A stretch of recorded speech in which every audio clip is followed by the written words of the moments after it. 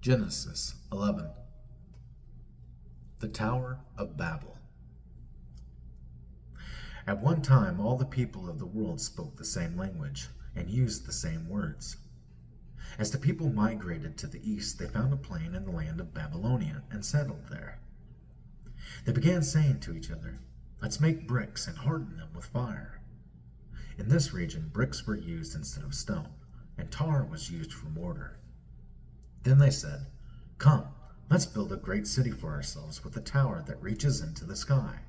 This will make us famous and keep us from being scattered all over the world." But the Lord came down to look at the city and the tower the people were building. "Look," he said, "the people are united, and they all speak the same language. After this, nothing they set out to do will be impossible for them. Come, let's go down and confuse the people with different languages. Then they won't be able to understand each other." In that way, the Lord scattered them all over the world, and they stopped building the city. That is why the city was called Babel, because that is where the Lord confused the people with different languages. In this way, he scattered them all over the world. The line of descent from Shem to Abram. This is the account of Shem's family. 2 years after the great flood, when Shem was 100 years old, he became the father of Arphaxad. After the birth of Arphaxad, Shem lived another 500 years and had other sons and daughters. When Arphaxad was 35 years old, he became the father of Shelah. After the birth of Shelah, Arphaxad lived another 403 years and had other sons and daughters. When Shelah was 30 years old, he became the father of Eber. After the birth of Eber, Shelah lived another 403 years and had other sons and daughters. When Eber was 34 years old, he became the father of Peleg. After the birth of Peleg, Eber lived another 430 years and had other sons and daughters.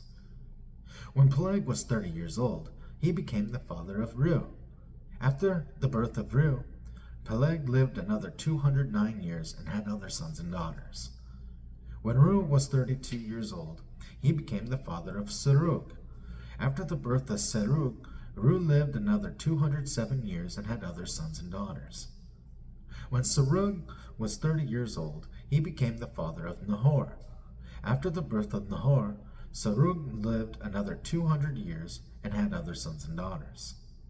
When Nahor was 29 years old, he became the father of Terah. After the birth of Terah, Nahor lived another 119 years and had other sons and daughters.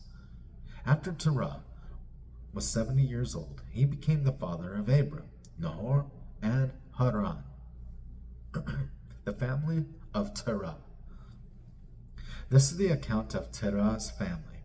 Terah was the father of Abram, Nahor, and Haran was the father of Lot.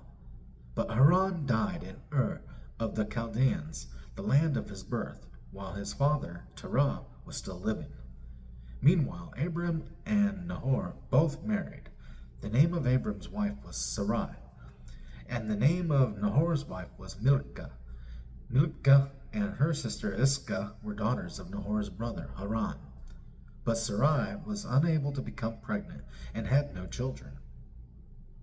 One day Terah took his son Abram, his daughter-in-law Sarai, his son's Abram's wife, and his grandson Lot, his son Haran's child, and moved away from Ur of the Chaldeans. He was headed for the land of Cainan, but they stopped at Haran and settled there. Terah lived for 205 years and died while still in Haran.